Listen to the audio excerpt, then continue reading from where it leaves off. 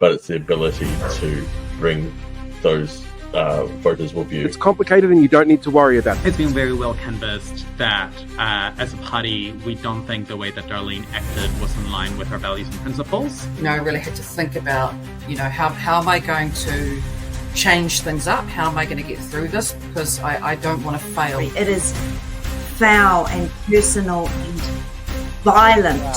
Job is to make sure that we are showing New Zealanders that there is an alternative to the divisive approach of this government, that you can bring people together. I think one of the things that any government of whatever stripe has to realise that every minister has to be a climate minister now. When you've got a country that's got a young population but they don't get involved, you might want to have a grown-up chat about that. We don't want a situation where government dictates the local government, but you want to make sure the system is set up so that it's easy for communities to make a decision. I'd be really interested to see if the officials that advise that a Crown Observer was necessary or should be put in place, or whether he's made that judgment call himself. I don't think we did, and I've said this, I don't think, because it happened quite quickly last time, I don't know that we did a good enough job of bringing the public with us. Remember, just by having Maori Wars doesn't guarantee that mana whenua are going to be represented around the table.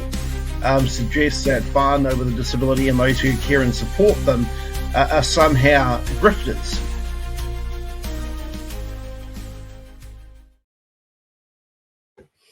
Hello there. Happy Valentine's Day. Happy Colonizer Karmic Election Day. That's actually the poll that we're running at the moment on my YouTube page. If people want to go and join, is today Valentine's Day or Colonizer Karmic Election Day? Because as history tells us, this was the day that Captain James Cook met his end, because he did something really ridiculously stupid in Hawaii. He tried to kidnap the local king and hold him to ransom, and the locals weren't having a piece of it. So it could be both. You might want to celebrate Valentine's Day by celebrating what happened to Cook. I feel like we say this every week, but not a big show. Every show's a big show. It's brilliant. We have two amazing people on. We've got Nick coming in a little bit later again to have a discussion about disabilities. This has been in the news this week after stories of people who haven't been able to continue affording care because of the government cutbacks. And it'd be interesting to have a chat to them. But before that, we've got Holly Snape from Community Waikato here to have a chat about everything that's happening in the community sector and having a look over that report that came out this week, the State of the Nation report from the Salvation Army. So should we jump straight into that one? We shall. Okay, let me just find the right thing to press. I've got buttons. It's brilliant. It's like technology at my fingertips.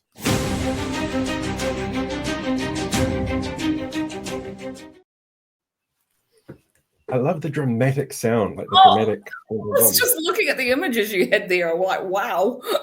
Yeah. Awesome. We've upped the ante this year.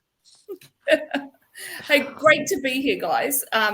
It has been it's awesome. Every year, the last 18 years, I think, the Salvation Army has done a State of the Sector survey. It's quite unusual for the community sector to have access to really good sector-focused and deliberate data. And it's really robust data, right? Like, they do OIAs of government agencies to get their crime stats, to look at what's happening with social housing. They put it alongside what we've got in terms of data around Stats New Zealand, but also they pull from the community sector and their own experiences in terms of quantitative data, but also qualitative stories about what's happening in the sector. So, this is an exciting time, as it is every year. Was there anything in this year's report that's jumped out at you as surprising? I think these reports are sadly never surprising. And I know that's probably like, it's unfortunate, right? We know what is going on. We feel it in our bones. We see it every day. So we know the story isn't great. What's helpful is having some of the numbers behind it to give some substance to the feelings we have, the observations we have anecdotally. So, helpful. Probably, if there's a surprise, it's the extent to which some things have changed, unfortunately in the wrong direction. I think the food need was really interesting, that there's 40% higher food need than pre-COVID times. And the sense was that COVID was going to be the peak of food need, right? Like there was a sense of, that this is the toughest time and people don't have access to food and some people have lost their jobs and or can't access their work and all of these sort of things. So peak food time. Well, it just hasn't changed, and we are 40% higher than at that sort of time period. But even scarier for those of us in Kirikiriroa, which I am, 2.5 times higher than we had in 2020. Like, that is really scary. It's scary because the context we're talking about at the moment is government invested additional money during 2020 and a bit beyond in terms of supporting food banks and food security in our communities. There has been a very specific plan with the previous government and then moving into this government to reduce and then eventually remove that additional funding. So that's what we're looking at now. We've seen significant cuts to the food security sector, food banks and the likes. We've seen significant cuts over the last year or so, and we're anticipating a complete cut of that additional support in the next 12 months. Where we know we have losing that. The impact is, it's so far beyond even just food need. I was having a conversation today about how important food is for our social interactions, right? For children's learning, for all that stuff. But I was just saying, you know what we're like when we're hungry. It is very hard it's very hard to sit and learn when you're hungry. It's very hard to maintain positive social relationships when you're just hungry and someone is annoying you. It's hard to support your kids and be patient when they are acting out because they're probably hungry, but you're hungry as well. And it's really interesting because the report shows, very sadly, a significant increase as well in adult harm against children. And I don't think these things are completely unrelated. I think these are the sorts of conversations we need to have because we often look at these things in isolation. Interestingly, because as a sector, we're accused of working in silos and isolation. But actually, when we talk and look at data like this from a government perspective, it's often done very much in isolation and not looked at how these things connect and how they contribute to the fabric of what is occurring in our communities. Blake, any questions? So we actually, I don't know if you've seen it, Holly, but there was an unemployment report that came out off the back of this report this afternoon, and one figure I can remember off the top of my head is Maori were disproportionate by a sixth. It was up to something ridiculous like 6.9 or something. So that's not good. And for 33 thousand more people unemployed since the government took office, and that was provided by Labour's Camilla ballot this afternoon. How does that sit with you as a community person? You're absolutely right. And in fact, the numbers of unemployment, again, rivaling COVID unemployment rates are higher. Like this is, in fact, I think they're talking about similar to the 90s when we had horrendous unemployment rates. And that is really critical, right? Like that is the bigger part of the story. We've got a government that at the moment that prides itself on being leaders and how to run and drive an economy. And that's what we were promised, that this is what the government would bring. And quite frankly, this report demonstrates very clearly it's not doing that. But I appreciate the point you raised there, Blake, as well about the inequity, because what we're seeing in these numbers are bad enough. But when we start to break them down and really look at them from an ethnic perspective, we know that the experiences of Māori and Pacifica are significantly worse than like Pākehā and Asian communities, for example. There is absolute disparity.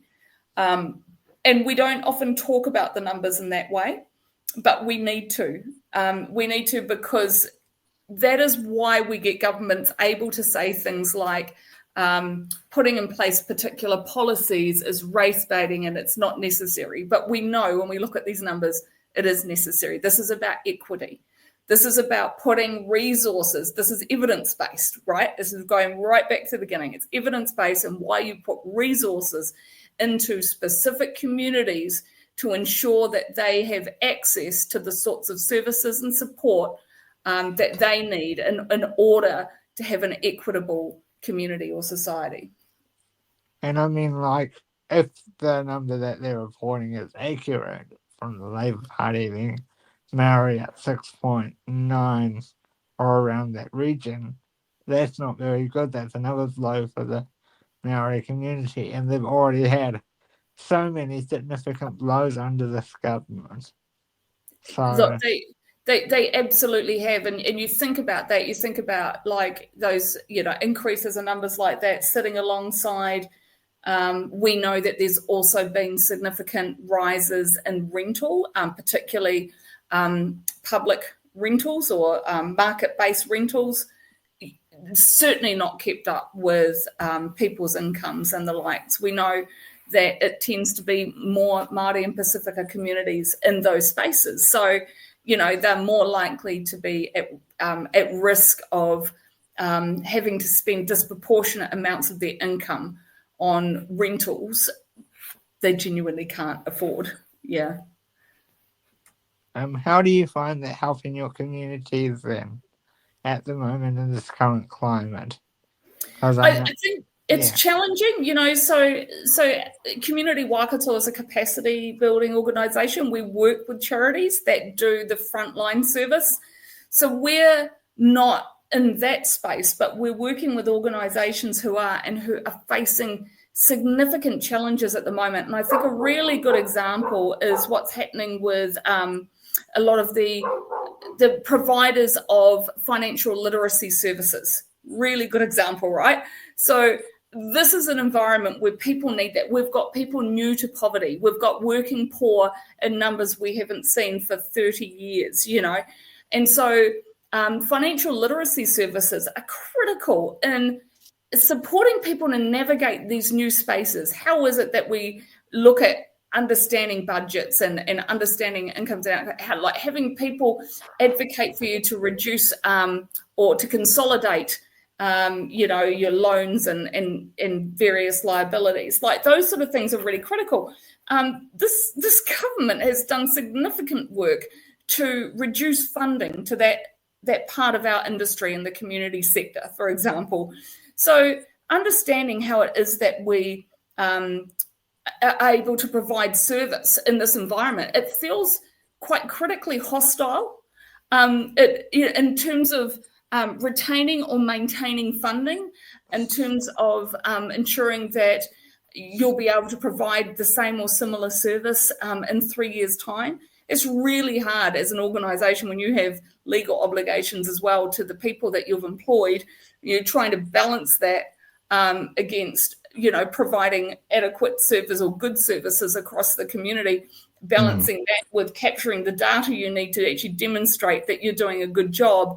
It is a really hard time for community organisations who, quite frankly, are just already existing on the smell of an oily rag and a heart full of love for people.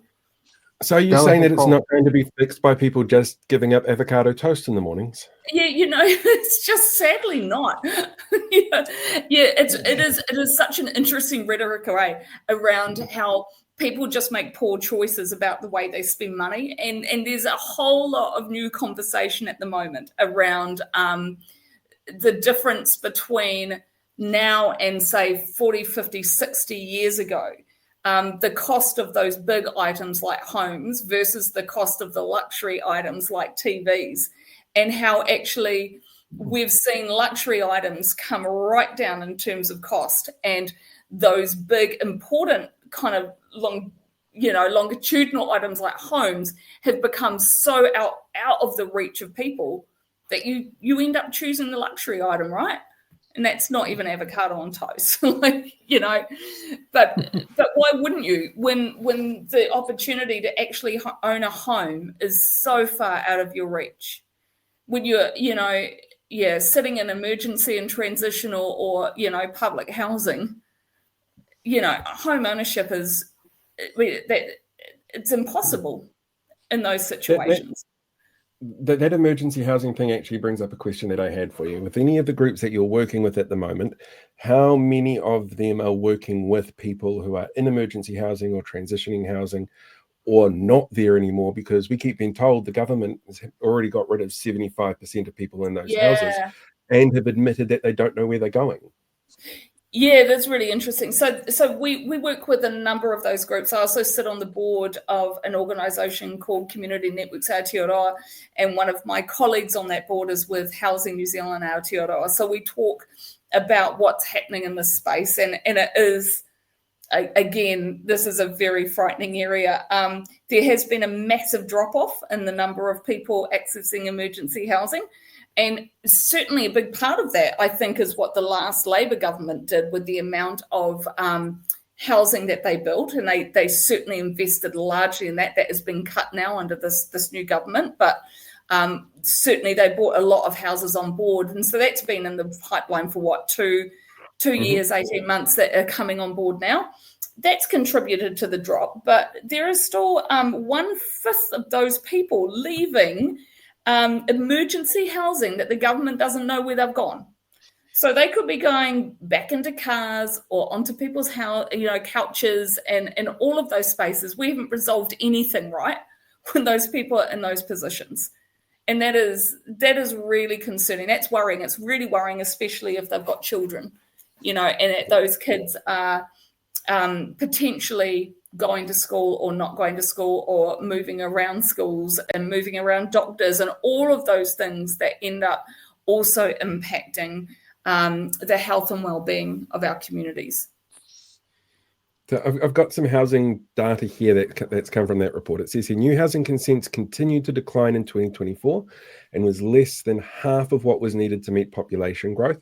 Rents in lower income communities continue to rise faster than overall inflation, even as house prices remained around the same as in 2023. There were fewer people on the public housing register. Housing and consumer debt per household remained about the same as it has been for the previous 2 years.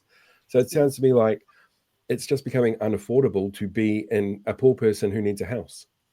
And to be fair, Paul, it probably has been unaffordable for 20 years, this is just getting worse, and that's the frustration, is that we're absolutely not moving in the right direction. We're not shifting a dial. I keep talking about, and I talked about when I was engaging with this research, and it's great research, 100% value and support the fact that these the Sallies put this stuff out. But so much of this stuff is systemic, and we can't, as a community sector, shift the dial on systemic issues. When we talk about crime and domestic violence and things like that, we're talking about misogyny, we're talking about racism. The issues are so much bigger than what a community organisation is able to resolve. What we can do is in the space of advocacy and tell stories. But the reality is it's policies, it's government that will shift a dial fundamentally for communities. And that's the frustration, especially when we're being asked by this government to demonstrate our efficacy, to prove how effective we're being. And of course, that is done individually. And this is what neoliberalism does, right? It focuses on the individuals. How do we help that one person? I don't know if you've heard about the story of throwing starfish back into the water. You heard that anecdote? Kids on the beach, there are thousands of starfish on the water, a kid's going back and throwing one in at a time, and a man comes up to him and says, "Why are you doing that? It's pointless. You're never gonna save them all." And he says, "But I saved that one. I made a difference for that one starfish." And that's really important. And that's what we do as a sector. We help individual starfish, but we can't change the tide. And that's what the government needs to do.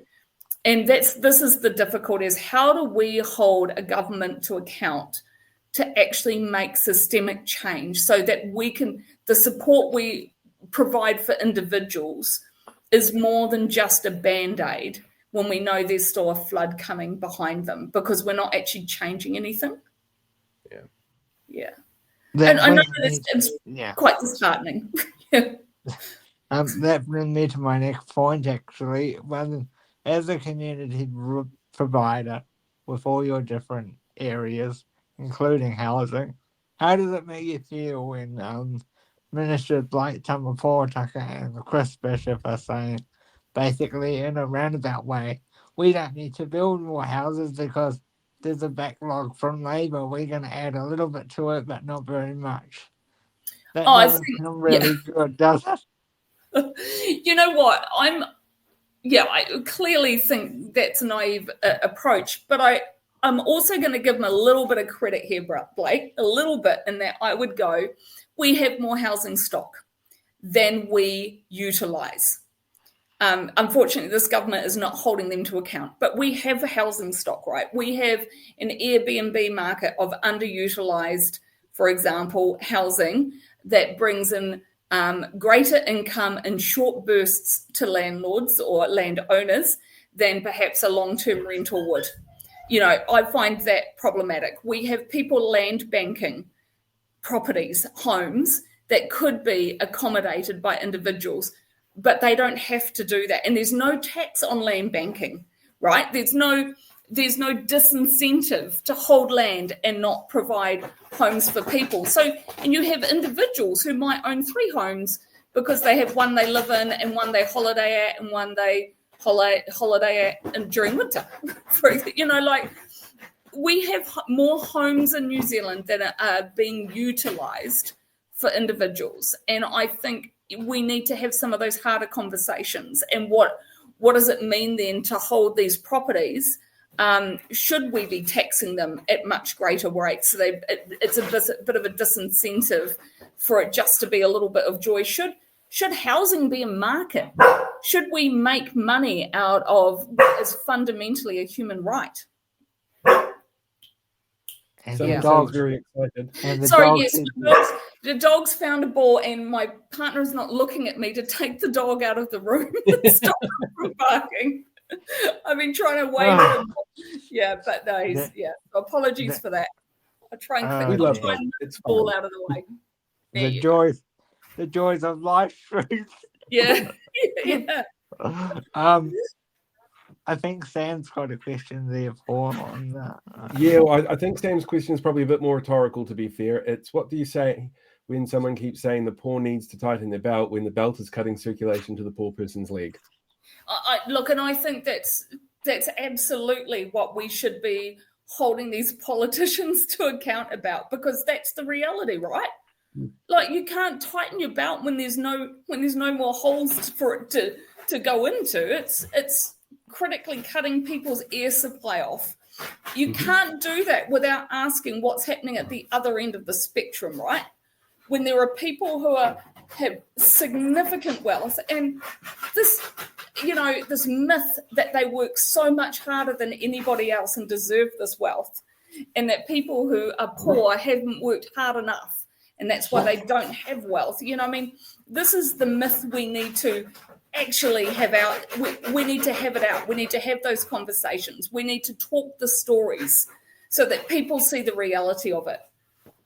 Because it's not the truth, right? We know people are working 2-3 jobs to try and stay afloat. They're working very, very hard. Yeah. I think the dog agrees. Yeah. He is. He's a little diva. You know, I'm about it. He's a beautiful little guy, but this isn't ideal. Yeah. This is the joy of live streaming. You get all sorts of interruptions. Yeah, finally, my partner's seen him and he's pulled him out of the room, so that's fantastic. Before we let you go, is there anything you want to ask before? Oh yeah, you know me, Holly. I've got a million questions. First of all, you have 3 MPs in your area: Hana Rafati Maipi Clark, Tama Portaka, and Ryan Hamilton. I almost forgot him. I wish I could. But yeah, those are the 3 that you've got in your area. How have you had any conversations with them around the impact of what's happening in Wellington? Just have you had any conversations? I can just say no. Okay. And this is really interesting because the previous government had frequent conversations with our local MPs, but certainly not with this one. And they will be having conversations, but they're not having conversations with the community sector. That's we're not what they value right now, is what I'm thinking and feeling. Which is, it's frustrating. I know a number of organisations who have been reaching out, trying to invite them along to things, have these conversations, be a part of what's happening in the sector. It was very interesting that at the State of the Sector, the State of the Nation research launch in Hamilton, we didn't have any MP present at that. And I think that says a lot about, the valuing of this type of data and what it says about our communities, because it actually gives us so much information about what it is we could be doing better. So it was sad, disappointing not to see them there. Probably not a big surprise at the moment with the current environment, and they probably have a lot of other things that they're a little more interested in right now. And to be fair, this is where my interest is. So, I understand that we don't all share the same interests. I do hope that we're able, and that I know the Salvation Army is intending to do some really good advocacy based on this research and information, and other community sector interest groups are wanting to do the same. And I certainly hope that as we elevate the findings from this data, that we start to get greater engagement. And I think sometimes, it's hard when you don't know that it's necessarily going to be that valuable or important. I'm going to give them credit and go, perhaps they didn't realise how important it was. But as they start to see what these findings are, ever the optimist, Paul, ever the optimist, like I'm hopeful that they will go, actually, this is some great stuff, and what can we do, and how do we partner to have greater outcomes for our communities? I am so glad that you're an optimist on this one, because I remember a conversation from Paul Goldsmith. I was looking through the results and doing some research for the video I put out today. And one of the things that cropped up was that there is a increasing rate of imprisonment and re-imprisonment for Māori at the moment. And I found a piece from Paul Goldsmith when they got rid of Section 27 cultural report saying, yes, more Māori are going to end up in prison because of this, but it's fair that only rich people can pay for this service. And so they've been given the evidence on some of these things, and they still go ahead and do it. And it's very hard to be optimistic sometimes when you know that they're being willfully stupid like that. That's just my personal opinion, though. I'm not gonna say you're wrong, Paul. Yeah. Thank you. Try to be optimistic, though, because it's really hard to be anything else in our sector. It's a lot of the stuff that we do, we feel we are pushing the giant boulder up the hill, right? All the time. But we see small wins, and we know that governments are swings and roundabouts. And for us, I think for many of us, this is, this is holding on until we see an ideological change. And that's not to say it wouldn't be through a right-wing government. Maybe it will be. Maybe the next government is more of a national league government and doesn't have the same ACT influence, for example. Maybe we will see some wins there. And certainly we know historically under national governments, a lot of there's sometimes been better outcomes for Māori in terms of settlements and things like that. You can't just call one government or the other is going to do particularly well for any particular group, that both sides have had some positives and negatives. I'm just hopeful that the swing to a more progressive and genuinely evidence-based way of understanding how we address inequity, starts coming to the fore. I genuinely hope as we move into a space where we're looking at referendums on Māori wards, for example, that we look to evidence like we're seeing in this report and understand what are the conditions that lie behind this. And then once we start addressing our systems and have greater representation, that we end up having better options across the board, and that results in better outcomes for everybody. So that's what I'm hopeful for. And now just to completely twist things around, the one question I'm asking every guest that we've got this year, and I already know the answer to this one because I know you this well. Are you registered to vote, and will you be voting in this year's local body elections? You do know me well enough. I don't think I've ever not been registered to vote, and I will vote in every election I have an opportunity to vote in. Fantastic. You've got an interesting one down there because you're going to get a new mayor no matter what. We are getting a new mayor, and I'm starting to have some conversations to figure out who is standing. We might talk off air at some point, Paul. I like that idea. I definitely like that idea. You can pour me a glass while I'm down there. Sounds marvelous. Thank you for joining us, Holly. Hey, great to actually meet you. You know, at least quasi through this medium, Blake. It's been awesome. Yeah. Thank you very much. Have a good Thank you very much, Holly. We'll catch you later. Bye bye. See, that was absolutely brilliant. That report from the Salvation Army is available on the Salvation Army website. And there was one question that came through, which I thought wasn't quite right for the conversation, but does raise a very interesting point. The Kiweasel wants to know, is there a Salvation Navy and a Salvation Air Force? To which I actually don't know the answer. Probably not. That seems a shame, because it'd be kind of fun to have the planes. Should we jump straight into our next guest? Because Nick is being very, very patient, waiting for us there in the waiting room. Yeah. I mean, we can let him wait for a little bit longer if you want. Your call. Well, I was just going to say, this next conversation is not very nice. And this is not, before we begin, this is not directed at any outlet in particular. But yeah, we'll get into that. Yeah. All right, let's do that then. Let's press the buttons.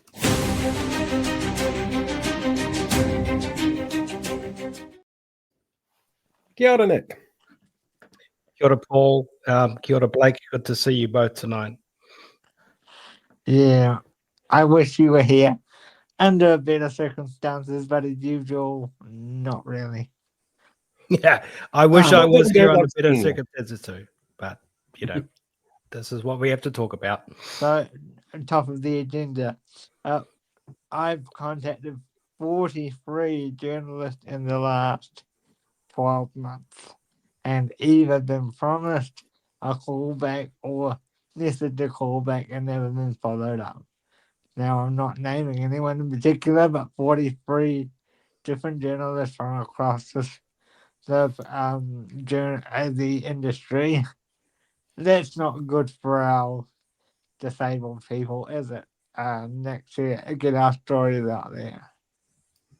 No, it's not, Blake. It's not good at all. I imagine that you're going to probably be getting flooded with calls after this conversation tonight. So stand by your phone either after this broadcast or tomorrow morning.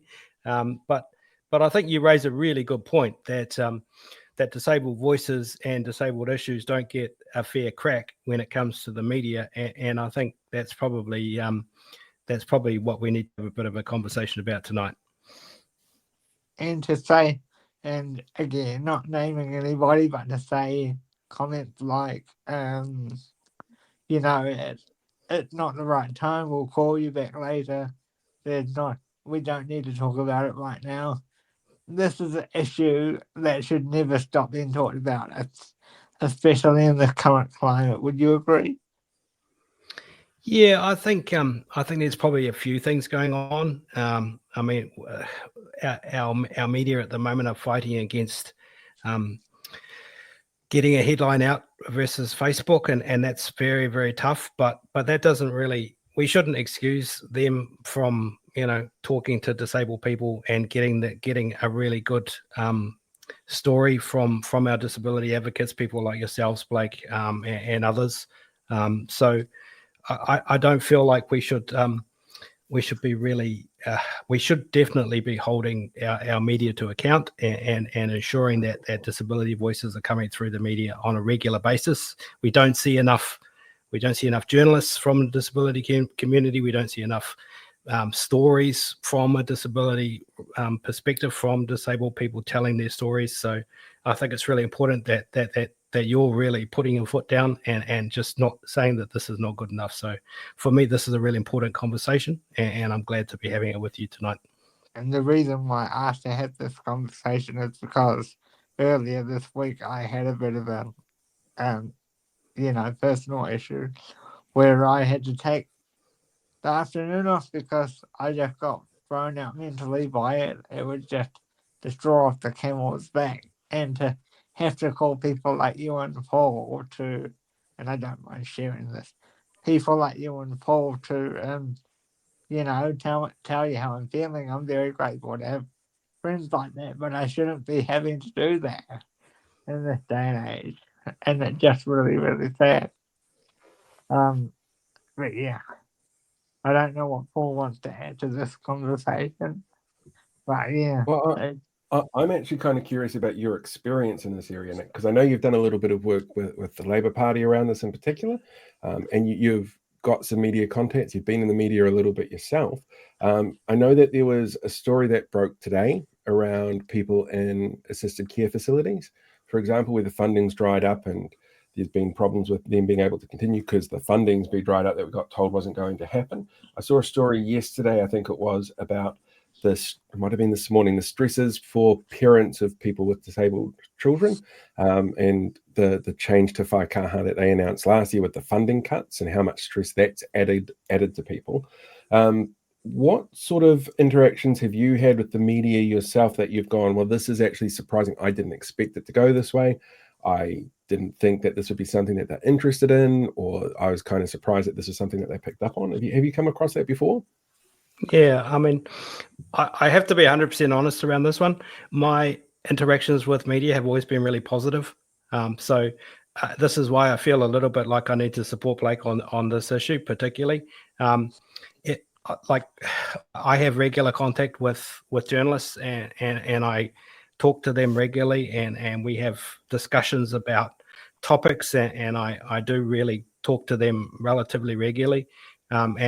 We just have conversations about the topics that are coming up, and I talk to them and I say, hey, have you thought about this issue from a disability perspective, and really just start to encourage them to think a little bit more widely around the issues, and just start to just encourage a broader conversation around the daily news cycle, and just start to encourage a discussion about thinking about the current news cycle or the constant news cycle in a disability context. Because from my perspective, almost every issue is a disability issue or a disability context to it. I think particularly that's why I was really pleased to have this conversation today, because we did have some really big hitting news come out this morning, particularly the New Zealand Doctor article that came out, peer-reviewed journal article, which basically said that there were some things happening in the community that were at odds with what our government is telling us in terms of the service provision that the community is receiving. The government not being 100% honest, are you sure about that? Yeah. So I think for me that kind of highlights a need for telling the stories, certainly from within the community, and for me that highlights the point that Blake is making, that actually we need to go out there, and our journalists really need to go out there and really start surfacing those stories through really good storytelling through the media. It's okay to publish a story about the report, but it's that next step. It's going out there and talking to the communities, the parents, the disabled people themselves, and for me that's what we may have missed, and where we need to go. And I think we will certainly see that coming more and more as we go through the DSS process, or sorry, the Disabilities Support Services Review process.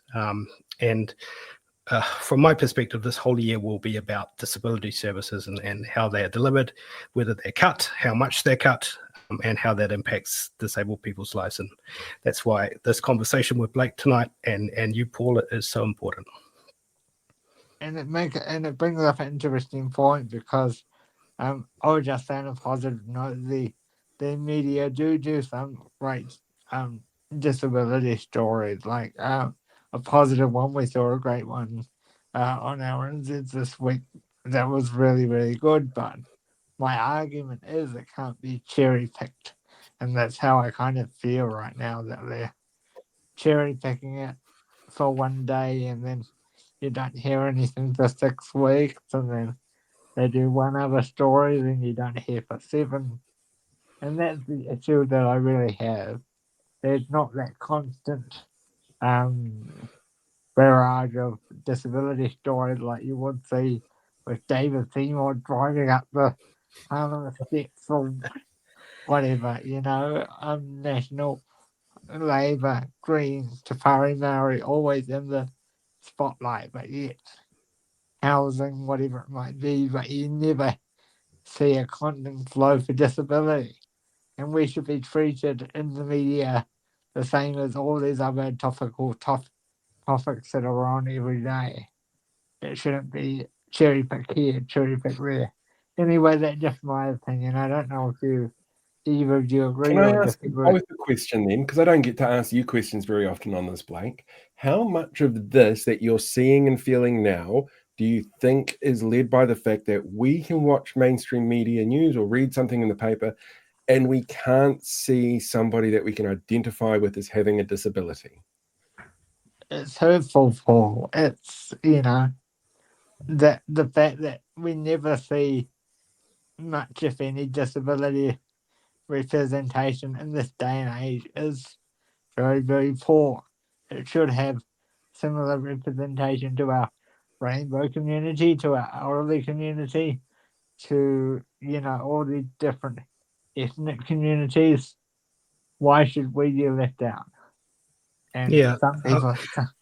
I just want to support Blake on that point. I mean, I think probably the most high-profile disabled reporter that we've had, or journalist that we've had, is, and I'm going to name her here because I think she deserves to be supported in the work that she did, was Olivia Shivas when she was at Stuff.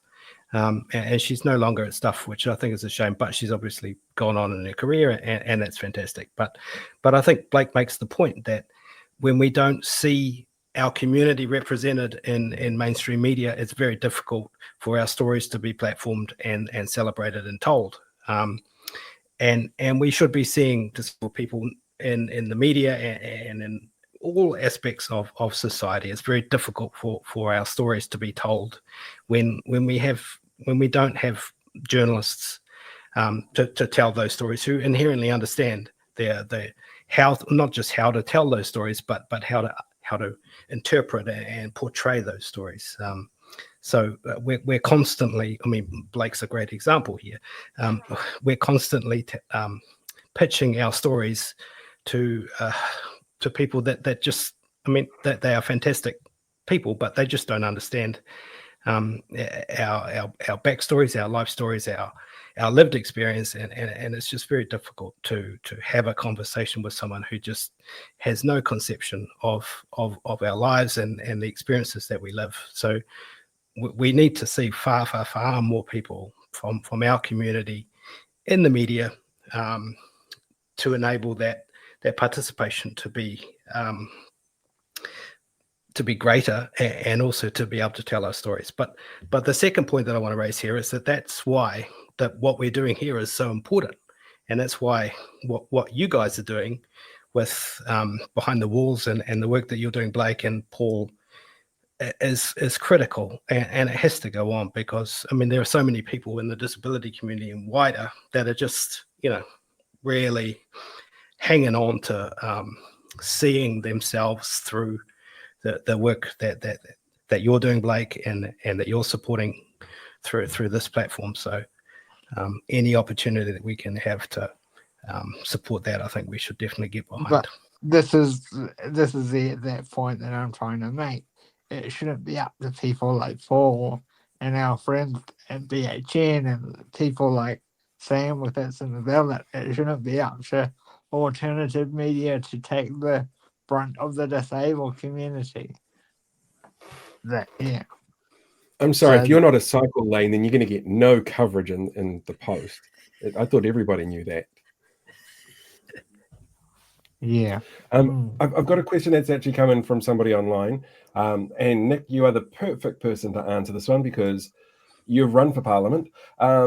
Is there an element of visibility there in processes like our election process that you think might limit media's need to tell the stories of disabled people? Sorry, Paul. Can you just wrap that question up for me again? That's a long question. So this question here is about why don't people with disabilities stand for Parliament or local government? And you've done it yourself. Yep. As somebody living with a disability, you've stood for Parliament. I don't know if you've run for local government. Have you run for local government before? People keep on telling me I should, but I'm not that brave. Fair enough. Right, don't blame you at all.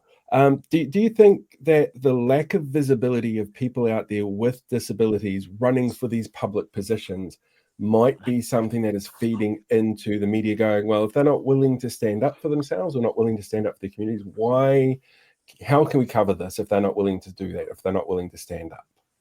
Yeah, no, I think there's something in that. I think it's very challenging for a disabled person to stand up for elected office. I'm just going to share this anecdote that when I put my hand up that I was going to stand, within about 30 seconds of my name coming out on the party list, I received a huge amount of hate messages coming out, and I mean, I have a tough skin, so I was able to deal with that, but not everyone is in a place where they can deal with that kind of feedback, and I use that term very broadly, but I feel like as a disability community, as disabled people, we need to have options and a pathway where we can move towards elected representative office in a way that's safe for us, and it's also supportive for the disability community, because to be 100% honest,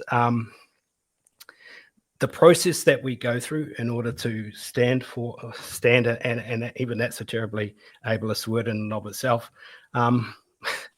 to put yourself forward for elected office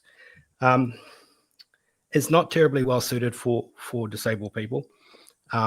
So we need to have a good hard think about how we make that process more suited for disabled people.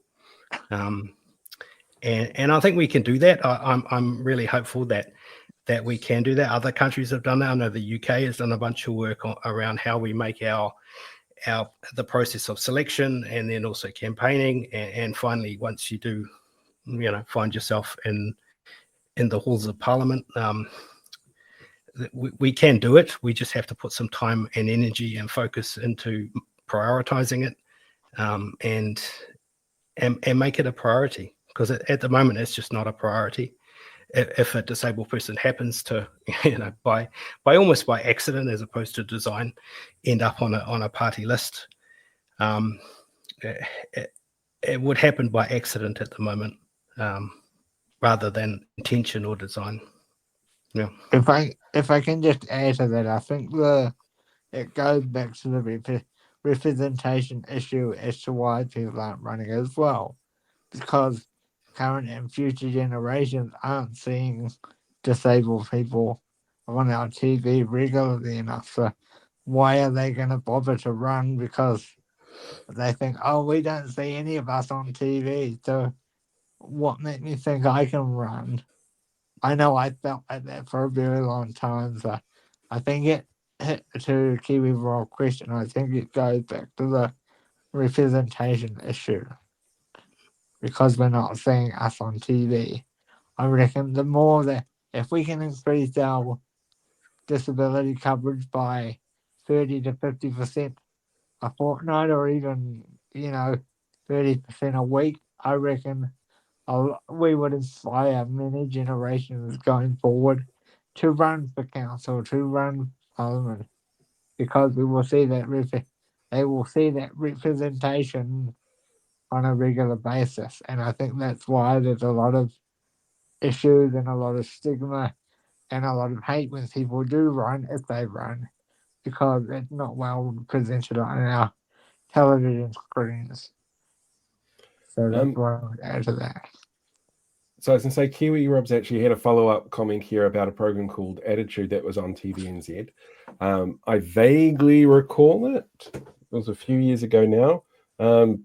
Was this a piece of media that either of you have come across?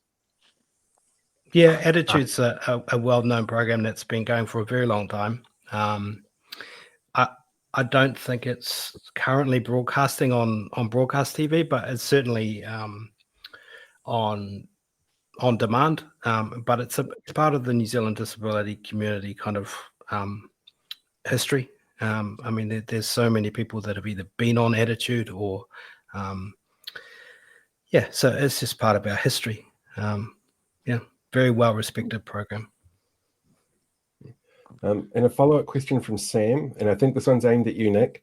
Could you see a disabled person like yourself winning a safe Labour seat? That's a great question, Sam. Thank you. Thanks for the vote of support. I think it's really important. I'd answer that in two ways. I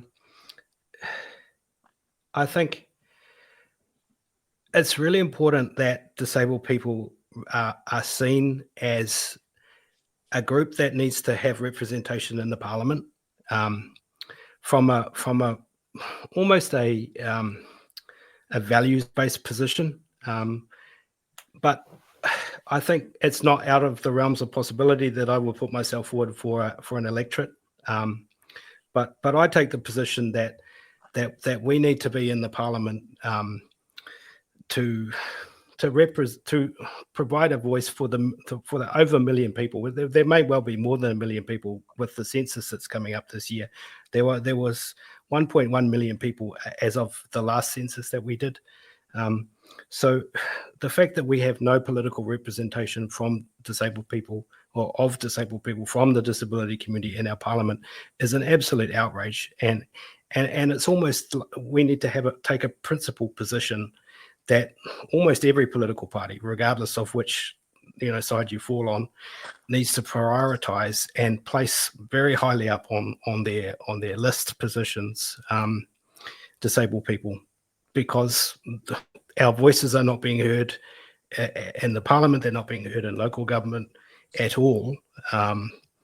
So I think for me that is probably the highest priority. I would very much like to represent a local community, but for me, it's the highest priority to represent the community in the first instance, but then also to represent a local community as well. As we wind down here, I just want to encourage the media to, take on our stories. Give people like me a ring. I'm happy to talk to you and, give you my time. I can't give you my time if you don't give it to me. I don't know what Nick would want to add to that. Yeah, I mean, I'd absolutely be on the same message with Blake on that one. There are going to be some massive issues coming up this year that have a specific disability focus, particularly the Disability Support Services DSS consultation, the service changes, if there are any changes that come off the back of that, the disability strategy. So there's some huge issues that have a specific disability focus. And I'd really encourage our media to look at those stories through a human lens as well as through the policy lens, and really to reach out to members of our community that are directly impacted. And Blake is an incredible advocate and a person that has a story to tell, and just look at those stories through a personal lens, as well as the policy lens, which is where we seem to find ourselves at the moment. So for me, it's both. You have to do both, and I'd be strongly encouraging our media to pick up both of those strands of the story. Any comment you'd like to add before we wrap up here, Paul? I'm just going to show you one last comment that's come through that I've got. It's some bad news for you, Blake, but I think it might be a salient point here. Unfortunately, Blake doesn't make millions of dollars and can't contribute to X story, so no media coverage. Yeah. Oh, I like that one. Yeah. Certainly how it felt over the last week. It has been, if you're not David Seymour, you're not in the news. Yeah. Hey, maybe I just need to drive my wheelchair up the steps. You're not allowed to take vehicles up the steps unless you're David Seymour, and then you might get away with it. Any closing comments from you on anything else, Nick, before we let you go? Well, I don't drive anyway, so that for me is a story that just has no interest for me personally. But I mean, I just really want to just thank you, Blake, for really platforming this issue, because it's an issue that we really need to raise and just remind not just our media, but also the broader community that there are some really important. Yeah, we could get a tractor. I mean, I'd have a go at a tractor, I suppose. You don't need a license to drive a tractor, so I'd be keen on a tractor. Sorry, we digress. Yeah, I'd encourage people to, if there's anything that people can do who are out there listening, or maybe listen to this later, if you are engaging with your local media or your politicians or anyone out there in the public and thinking about stories that are coming up that may or may not have a disability angle, just think about passing on that story to people like Blake, who's more than happy to provide comment and to put his perspective in on the story, because there's going to be lots happening this year. It's a great way to wind things up. Thank you for the opportunity for allowing us to do this too, Paul. It's I charge $58 an hour for venting sessions and therapy, so I'll expect the money in the bank. Like direct deposit's fine. I'll take Apple Pay, whatever.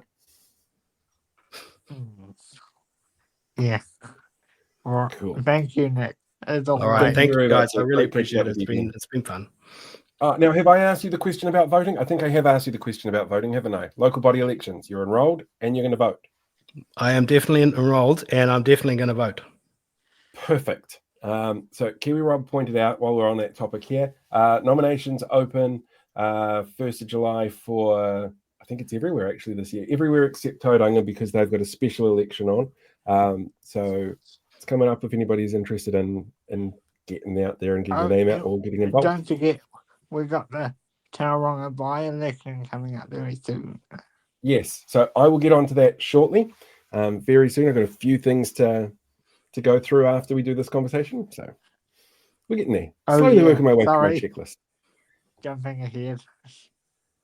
All right. Good. All right, guys. Awesome. Really appreciate it. Have a good night. Thank you, everyone. You too. Thank you, Dave. Let me try that again.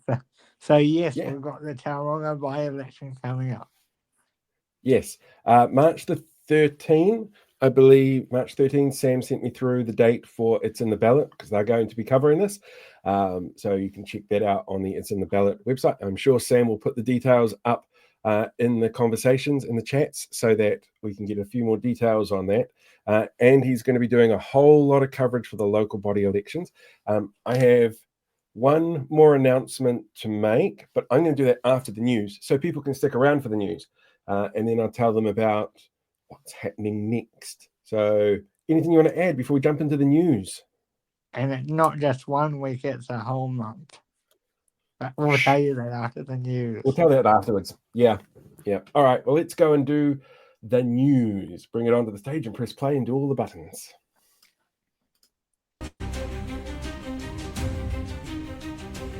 Hello there, kia ora, and welcome to this week's The News. In the High Court this week, Ngāi Tahu has been arguing that the Crown has left the state of fresh water in the South Island in a terrible state, and it needs to recognise tino rangatira over fresh water for the iwi. The tribe's lawyer is former Treaty Negotiations Minister Chris Finlayson, KC, who, as part of the John Key National Party-led government, whose relaxed attitude to water care and pandering to farmers contributed to the state of the waterways, says, "Now I'm out of government, I can be honest, we done fucked up." International men's fashion expert Derek Guy has questioned the taste levels of Prime Minister Christopher Luxon after he made a social media video promoting New Zealand Lamb Day in a t-shirt over top of his suit jacket. There is a bit of history of Prime Ministers being tied up with fashion, like when John Key decided to wear whatever this was, and Helen Clark and Jacinda Ardern walked the world of wearable art stage, but this is the first time any of them has been called out by the fashion police. In response, the Prime Minister has said, though, that this counts towards their target of 500 new police officers by at least one. A new report from the Salvation Army has highlighted that 400,000 people, or 12% of the population last year, applied for additional help from MSD and peripheral organisations amidst a worsening cost of living crisis driven by economic, climate and recession. The report also found that violence and neglect impacting children had increased and that overall violent crime had increased, although young offender crime had continued a downward trend that spanned the past decade. They called for a fairer safety net social welfare system and a way to lower rents, said the Prime Minister. Seen here taking someone else's job for a laugh, they should just pull up their bootstraps and go door knocking. I'm wealthy and sorted, it's not my problem. The saviour of the economy, the recently announced digital nomad visa, has not seen an increase in visa applications, according to Immigration New Zealand. In fact, it seems to have had the opposite effect. An extra 50,000 views to the corresponding websites were recorded in the first 2 weeks after the new visa was announced, but fewer than 24,000 applications have been received for all visa categories, said Immigration Minister Erica Stanford, seen here calling for an end to the trade blockade around the planet Naboo. We're still working out why no one wants to visit and work here with our historic unemployment, blatant racism, degrading health and education systems, failing infrastructure, and the worst recession since the early 90s. But I'm sure we'll cancel something Māori soon and use the funds to come up with a solution. 7 months after a special election in Tauranga, it's been revealed that new mayor and former Olympian Mahi Drysdale, seen here wishing he was still on the water and not dealing with the insanity of the most extreme Tauranga locals, still hasn't moved to Tauranga, instead commuting from Cambridge for work. Said Tauranga's most vocal online commentators, well, at least he's not like that lazy Maori councillor who had to quit due to ongoing health concerns. In Tamaki Makaurau, overnight tests on the new rail lines were deemed successful, bringing new transport hubs to busy areas one step closer to fruition. Said Mayor Wayne Brown, "See, Christopher, this is how you get things back on track. Now, all I need to do is find out where this Karanga happy place is. I wonder if it's near K Road somewhere." Southland MP Joseph Mooney, seen here preparing to abandon the sinking ship known as the National Party, was this week caught out accidentally sending a text to Carmel Sepuloni, deputy leader of the Labour Party, complaining about the ACT Party, saying it's funny that ACT never defend their policies in hearings and never ask questions. In a faux pas likely to be mentioned many times in the future, showing widening cracks in the coalition. When asked for comment, an ACT spokesperson said, "We're not going to defend that and we have no questions. Now do as we say or we'll rip the country to shreds." Serial bitcher Julian Batchelor, seen here looking for his white privilege and not being able to find it despite everyone else telling him where it is and that it's really obvious, made an appearance this week at the Treaty Principles Bill Select Committee hearing where he claimed that God spoke to him on a beach and told him to start a ministry. No, sorry, that's what he said about his failed evangelical church.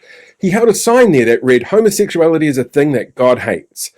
No, wait, sorry, that was his protest against the Hero Parade in the 90s, and last year he said his views still stand strong on that particular issue. Oh. He said immigrants should go home. No, sorry, that was from his 2005 run as New Zealand First candidate against Helen Clark. Maybe, just maybe, we shouldn't be listening to anything this person has to say, and just everyone around him should ignore him completely. It was revealed in Parliament this week that 8 out of 10 youth offenders who took part in the same but different boot camp have re-offended and are now back in youth justice facilities. At the time of the launch, Karen Chow, a children's minister, claimed that the new camps were different to the ones run under the previous national government. Technically, she's not wrong. The success rate for this camp sits at a meagre 10% after the tragic death of one of the attendees, whereas John Key's boot camps had a success rate of 47%. The New Zealand English Teachers Association has exited a Ministry of Education curriculum rewrite process, citing a shambolic process too focused on getting what the course writers want in, no matter how much of a cognitive overload it would cause students or the impossible to achieve workload it would force teachers to undertake. The new curriculum came under fire last year when it was revealed it was being guided by regular disinformation media outlet guest Dr. Elizabeth Rata, seen here sucking up to the MP who gave her a job to rewrite the curriculum by supporting the Treaty Principles Bill, was determined to include the collections of Shakespeare and Beowulf into the program and include cursive writing, and expected she would have final say on the curriculum over the ministry itself, revealed in leaks to RNZ last year. So the fact that uppity teachers think that they know better is clearly not possible. Wellington Mayor Tory Whānau, seen here with a mini version of the Gatekeeper or the Keymaster from Ghostbusters, this week unveiled plans for a revamped Golden Mile project within the city's central business district. The new plan creates more space for outdoor eating, public seating, self-sufficient green areas that filter rainwater before returning it to the harbour, and alternative transport use options. But for balance, the Post decided the best person to talk to was the person who came second in a by-election last year campaigning against the changes, who shockingly did not like the changes, and it wasn't disclosed that they were a candidate who ran against these changes in the election, instead demanding more money be spent on fixing pipes, despite a 300% budget increase to water infrastructure projects in the last 3 years within the city. Prime Minister Christopher Luxon, seen here playing cricket, a sport you can't score against yourself in, scored an own goal in the House this week when opposition made calls to fire David Seymour from ministerial positions after he wrote a letter of support for Philip Polkinghorne after he had complained that MPs shouldn't interfere in judicial decisions, and he responded with a list of Labour MPs that were fired from ministerial positions as examples of MPs not fired. Of course, this isn't really much of a surprise, since Luxon clearly feels the only sort of MPs who should be punished for not doing their job are women, or lefties. MP Shane Jones, seen here explaining to the waiter how big a pile of free food he wants from the meal that's being paid for by lobbyists, has criticised Te Pāti Māori MP Takuta Ferris for not delivering an apology in the House in English. Ferris was recently found to have called MPs known for not telling the truth liars in the House, which is against the rules for Parliament, and as a result was asked to apologise. Ferris delivered his apology in Te Reo Māori, which as an officially recognised language is permitted, but Jones felt the apology should be in English, which it does not have to be. Jones felt it was important everyone could see and understand what was being said, while Ferris said in a response, "Te rau mātua, Shane. How about taking that approach to cameras on fishing ships?" And finally, the Minister of Internal Affairs, Brooke Van Velden, has used Valentine's Day to release marriage statistics for 2024. More than 20,000 marriages were registered last year, with almost half of those being people in their 30s, and 740 of those people being over 70. Since New Zealand records began in 1848, there's been 12,272 people who have chosen to make Valentine's Day their wedding day. Said Van Velden, "See, even I can acknowledge that you humans have a need for an emotion you call love." And that is this week's The News.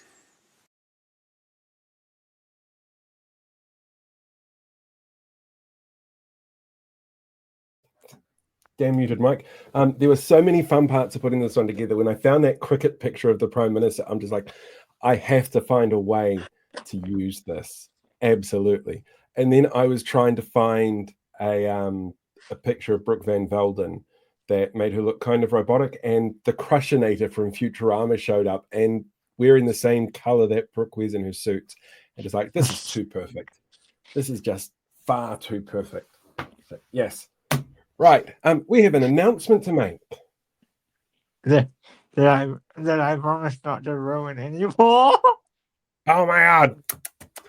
So the next 5 weeks are incredibly hectic on Friday nights for me and for you. So we're going to take a little bit of time off and replace the show with a series of interviews. Just one-on-one interviews, sitting down, in-depth stuff, talking to a whole bunch of people. We've actually got Tori coming in sometime over the next couple of weeks to have a chat about the Golden Mile and what those plans are, and get a little bit more detail on what exactly is involved and how they're going to make that happen. Next week, we should have Shannon Halbert in here, MP for the Labour Party, who is their Rainbow Community spokesperson. And we're going to have a chat to him about Pride. because that's on up in Tamaki Makaurau, of which he is also the spokesperson for within the Labour Party. Shannon has a bit of a bugbear with them at the moment around speaking at the big gay out. So we're going to have a chat to him about that and about other things as well that are going on. That will just be Paul, though. Oh, that one will just be me. It's all right. We'll work it out for the other ones. Should be fantastic fun to get everything back together. But that's because for the next 5 weeks, I just can't do Friday nights, no matter how much I would like to.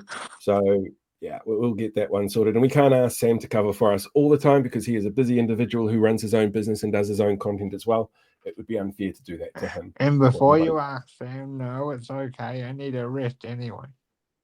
Yeah. Yep, exactly. So 5 weeks, there'll be just some one-on-one interviews, which will be available here. For paid subscribers on YouTube, you'll be able to get them earlier. That's just one of the perks of being a paid subscriber. But I don't know how much earlier. It depends on when we record the interviews and get them all edited. But yeah, 5 weeks. It'll go like flash. Nobody will notice that we're even gone. And hopefully by the time we get back, we should finally have some access to some bigger people. But we'll wait and see. I intend to hunt down that access like a white whale in a book written by Moby's great-great-grandfather. So call this a mid-season finale, and we'll see you in about a month. Mid-season finale? I think I've done one full episode. Well, 2 full episodes if you count this one. It's hardly a mid-season finale. It's more a case of just getting paid better money to be elsewhere. I love you guys, but I am being paid better money to be elsewhere for the next 5 weeks. So we'll see you in about a month when we come back. Yeah, but yeah, keep up for the interviews and don't forget to like, share, subscribe, do all those things that you're supposed to do on videos when you see them on the internet. Other than that, I don't think there's anything else we've got to get through. No, we'll see you when we get back. Brilliant. Everyone go and enjoy BHN Friday Night Edition, and we'll catch you all in like 6 weeks, I guess. Yeah. Bye, everybody. Ka kite.